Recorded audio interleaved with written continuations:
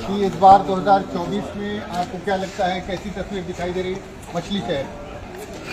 देखिए, मछली शहर में 74 लोकसभा इंडिया गठबंधन से प्रिया सरोज जी हैं और इंशाल्लाह चुनाव जो है वो जीत जाएंगे जी।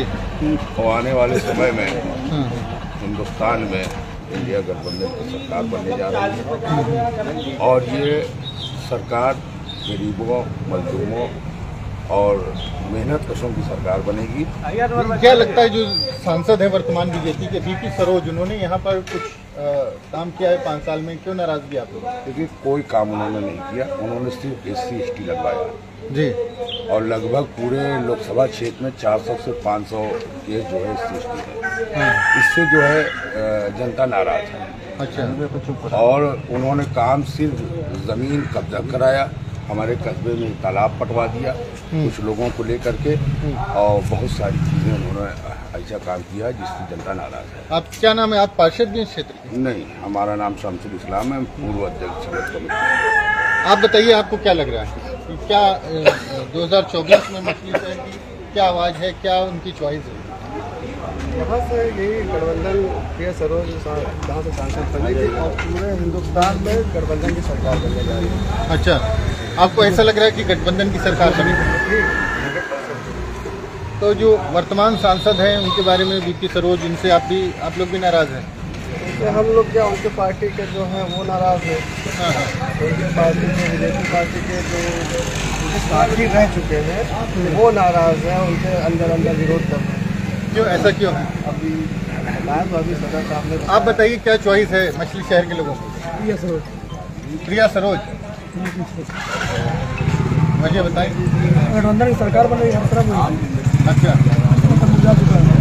अच्छा, बिल्कुल सही बात है। पूरी यूपी क्या करें आप? पूरी यूपी में सपा ही आएगी। सपा कांग्रेस जो है, गठबंधन जो है, ये 1 नंबर का रहेगा। आपको क्या लग रहा है? गठबंधन, आप क्या कहेंगे? मछली शहर के लोगों की क्या चॉइस है? मछली शहर की जनता की चॉइस है कि सरकार जो है गठबंधन की बनने जा रही है और यहाँ से सीट गठबंधन की ही निकलेगी। समाजवादी के कैंडिडेट प्रिया सरोज है, उनका साइकिल निशान है, उसी पे जो है यहाँ की जनता जो है एकदम भरपूर वोट देकर उनको बहुत बगल में खड़ा कराओ, नहीं तो मार और न दें तो मतलब सही बात है। 5 साल लोग मरवाने के लिए खड़े हुए। जनता संतुष्ट नहीं। आप बताएं कि क्षेत्र में क्या मुद्दे हैं और क्या लोगों की चॉइस है? देखिए, क्षेत्र की समस्या या देश की समस्या या प्रदेश की समस्या, 10 सालों में जनता बिल्कुल तरातरा कर रही है भैया, और मोदी जी की नीतियों ने जनता की कमर को तोड़ रखा है। नौजवान हो, महिलाएं हो, जो शिक्षा भर्ती में रोज पेपर लीक का मामला हो, एक पेपर लीक का मामला हो तो ठीक है, आप लगातार जो है पेपर लीक हो रहे हैं तो इसका क्या मतलब है? सरकार बिल्कुल विफल हो चुकी है और जनता जो है रोड पर आ चुकी है, और सारे जनता जो है, सारी जनता OBC, ST, यानी सारे लोग जो है एकजुट होकर के इंडिया गठबंधन को मतदान करने जा रहे हैं। और यहाँ की अगर आप बात जानना चाहते हैं तो हमारे आदरणीय तूफानी सरोज जी 5 साल यहाँ संसद थे, उन्होंने बहुत सारे काम को ऐसा किया है और एक आदमी को परेशान नहीं किया है। और यहाँ मछली से लोकसभा से लेकर के दिल्ली तक अगर कोई उनके घर पे गया है तो उन्होंने अपने लेटर पैड पे लिख करके दे दिया कि आप जाइए, आप अपना काम कराइए और हमको एक पैसा इसमें नहीं चाहिए। वो आप प्रिया सरोज जो समाजवादी पार्टी के प्रत्याशी, उनके पिता हैं तूफानी सरोज, उनकी आप बात कर रहे हैं जी। आप कांग्रेस पार्टी से हैं? जी, मैं कांग्रेस पार्टी का कार्ड भी लेकर के चल रहे हैं? जी, मैं कांग्रेस पार्टी का पूर्व प्रत्याशी रहा हूँ और मैं 40 साल से कांग्रेस के झंडे को लेकर के चल रहा हूँ और कांग्रेस की विचारधारा से परिपक्व हूँ मैं, और कांग्रेस के अलावा कोई देश में यहाँ पार्टी है ही नहीं, इसलिए कि कांग्रेस हिंदुस्तान की जान, माल, आन बान शान कुल है। इसलिए कांग्रेस ने इस देश को आजाद कराने में अपनी जान दी है, अपने लहू को कुर्बान किया है। यहाँ सारे जात बिरादरी के लोगों ने देश को आजादी में अपना योगदान दिया है। इसलिए कांग्रेस ही एक ऐसी पार्टी है जो देश को चला सकती है। कांग्रेस ही एक ऐसी पार्टी है जो देश में आपसी भाईचारे को कायम कर सकती है। कांग्रेस ही एक ऐसी पार्टी है जो नौजवानों को रोजगार दे सकती है। कांग्रेस एक ऐसी पार्टी है जो महिलाओं के ऊपर अत्याचार हो रहा है उसको जो है खत्म कर सकती है। कांग्रेस एक ऐसी पार्टी है जो अन्याय के खिलाफ न्याय की लड़ाई लड़ने के लिए हमारे आदरणीय राहुल गांधी जी मैं मतलब ये जिम्मेदारी मेरे पूरे जिले की है, पूरे प्रदेश की है।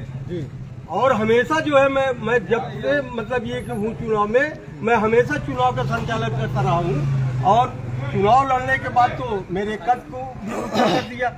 उसके बाद जो है मैं अभी जो है अल्पसंख्यक विभाग का प्रदेश उपाध्यक्ष भी हूँ।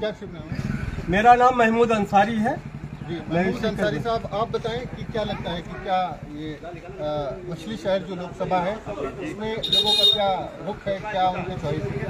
देखिए, मेरा नाम राशिद खान, मैं राष्ट्रीय सचिव हूँ समाजवादी लोहिया वाहिनी का जी। और ये चुनाव भाई साहब अभी भाजपा से कोई पार्टी नहीं लड़ रही है, ये जनता लड़ रही है भाजपा से जी। पूरा देश जो है भाजपा के नीतियों के खिलाफ लड़ रहा है। पहले ये कहा जाता था कि फला बिरादरी फला किसी एक पार्टी का वोट बैंक है।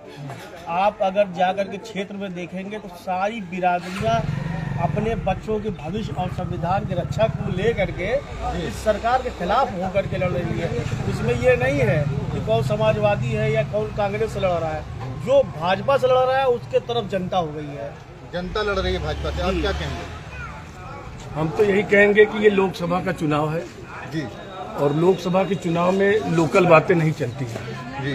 क्योंकि लोकसभा जो है का जो चुनाव होता है वो देश की दिशा और दशा तय करता है जी। और जैसा कि मेरा मानना है कि जब से नरेंद्र मोदी जी सत्ता पे आसीन हुए हैं तब से भारत का कद जो है विश्व में बहुत ऊंचा हुआ है। एक समय ये था कि इस देश का राष्ट्राध्यक्ष कहीं जाता था तो उसको रिसीव करने के लिए लोग जो है नहीं मिलते थे। और आज मेरे देश में नहीं, ये कब हुआ है? एक मिनट शांत रहिए। आप लोग बोल रहे थे तो मैंने कोई टीका टिप्पणी नहीं किया। नहीं, मैं बीजेपी से नहीं हूँ, मैं व्यापार मंडल का जो है संगठन मंत्री हूँ। ये लोग तो पार्टी से है, मैं पार्टी से नहीं हूँ। मैं ये कहना चाहता हूँ। नहीं तो अच्छी बात है, हमारे साथ कांग्रेस के नेता भी हैं, समाजवादी पार्टी के और बीजेपी के समर्थक। आप मणिपुर के बारे में पूछ लीजिए, विदेश में क्या मैसेज है? ये लोग कहते हैं कि इस देश को सिर्फ कांग्रेस ने जो कुछ किया।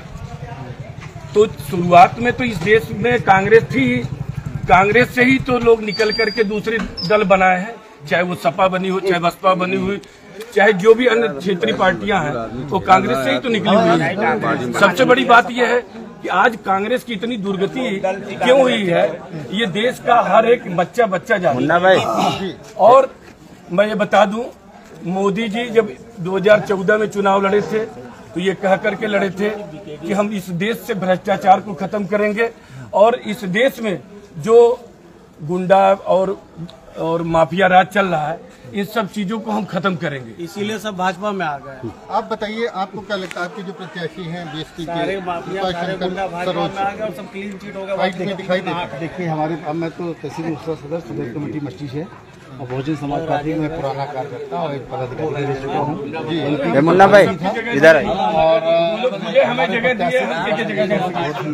अच्छे प्रत्याशी है जो कि पूरा आईएएस पंजाब है और मुझे पूरी उम्मीद है कि बहुजन समाज पार्टी यहाँ लड़ाई भी और जीतेगी।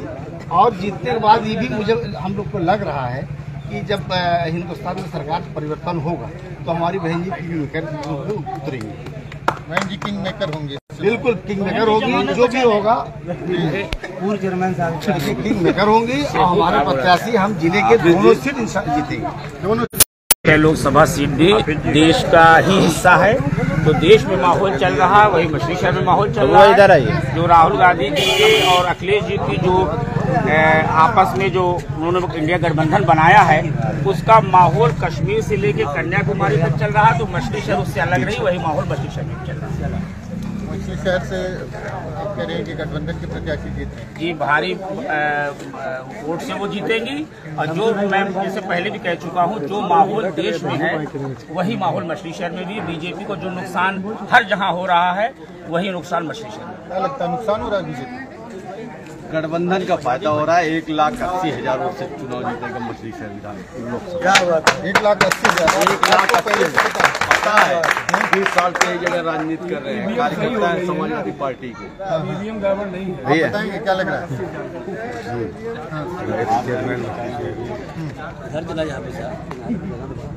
एक खामोश हो जाइए भाई। के माध्यम से ये बताना चाहता हूँ कि राहुल गांधी ने कश्मीर से लेकर कन्याकुमारी तक जो पैदल यात्रा किया, उसमें हर गरीब के चूल्हे तक की उनकी जानकारी ली। तब ये महसूस किया उन्होंने, देखा जनता की हालत, ये धर्म की चाशनी जो चटाई गई है इससे जनता कितनी परेशान है। आप भी पत्रकार हैं, यहाँ निकले हैं दर दर, आपके भी बीवी होंगे, बच्चे होंगे, वो आस लगाए बैठे होंगे कि मेरे पति आएंगे, मेरे पिता आएंगे तो मेरे लिए रोटी का इंतजाम करके लाएंगे।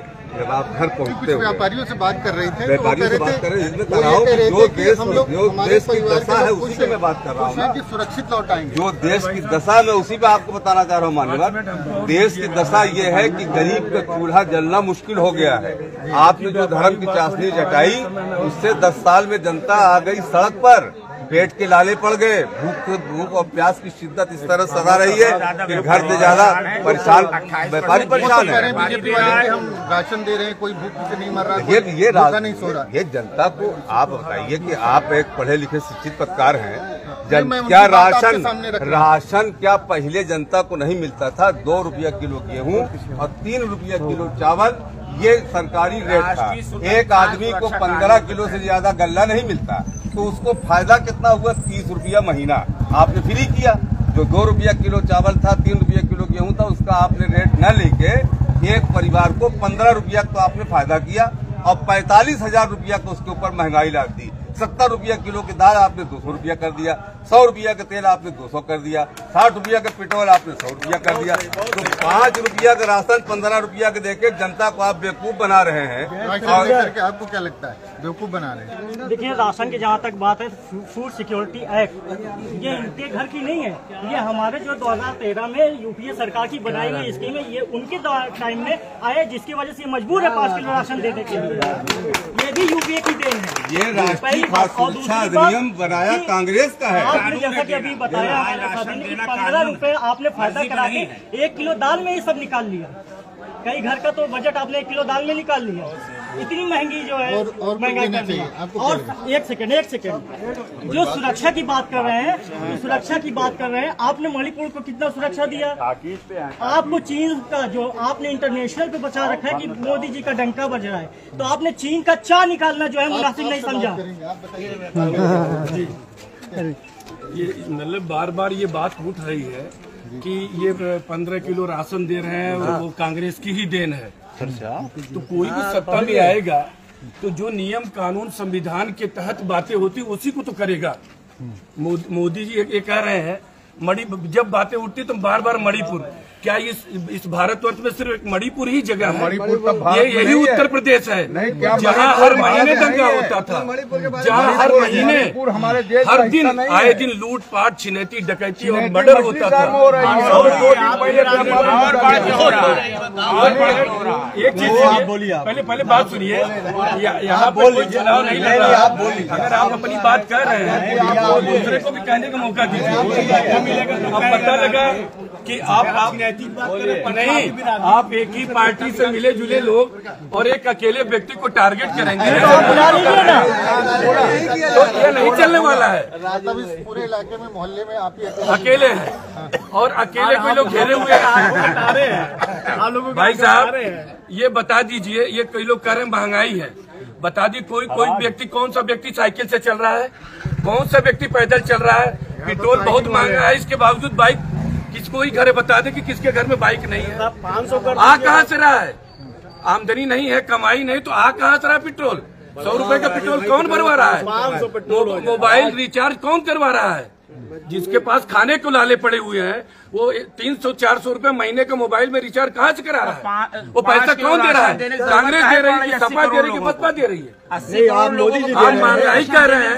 अगर आप कमाना नहीं चाहते हैं तो आपको खाने नहीं, पानी भी नहीं नसीब नहीं होगा। अगर कांग्रेस और सपा बसपा की आप बात कर रहे हैं तो क्या ये मोदी जी दे रहे हैं? मोदी जी जो राशन दे रहे हैं वो अपने जेब से दे रहे हैं, अपने घर से लाए हुए हैं। ये देश के सारे लोगों की यही बात कहिए ना, सारे लोग 2014 के पहले क्या कांग्रेस अपने जेब से दे रही थी? जो दिया है, जो कह रहे हैं मगर देश को आजाद कराने में कांग्रेस ने रोल लगाया, बाकी सब मर गए थे क्या? भाई 1200 बाकी कौन थे इस देश में? 400 रुपए एक सिलेंडर दे रही थी कांग्रेस। अरे और उसके बाद देश की संपत्ति को नहीं बेच रही थी, जिसको देश की जनता ने जिस 400 संपत्ति रुपए को की सिलेंडर उस संपत्ति को नहीं वो बेच तो रही आप थी। चाहते हैं आज आप बेचने का काम कर रहे हैं, आप सब्सिडी दे आप करके बेचने का काम कर रहे हैं, नहीं आप सब्सिडी आप देकर बेचने का काम कर रहे हैं। आप मणिपुर का नाम नहीं ले रहे हैं। मणिपुर आप जा रहे हैं, आप उत्तर प्रदेश में रहते हैं और मणिपुर के बारे में आपको लोगों की आप अपने मोहल्ले के बारे में बताइए होगा कि चाचू को जब सामने आते हैं तो कैसी तस्वीर सरकार की दिखाई देती है।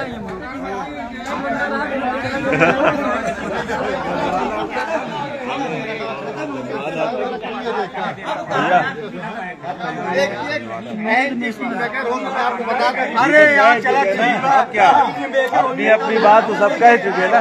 ठीक है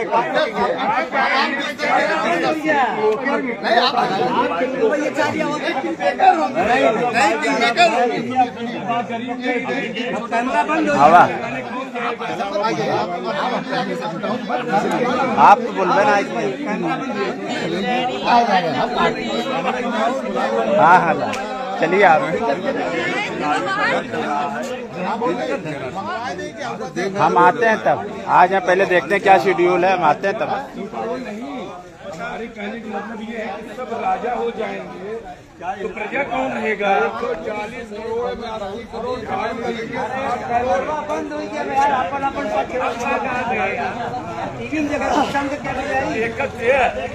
अपन बोलत है, लेकिन बावजूद बोले ना दे। भाई साहब कितने बजे देखा सत्ता में नहीं आप सत्ता में अरे हे राजेश भैया, अरे हे राजेश भैया भाई साहब कितने बजे जब सत्ता में आवे तो ये हाल होता है। मणिपुर कैसे अब कितने बजे ये देखा छोड़ा जाता है।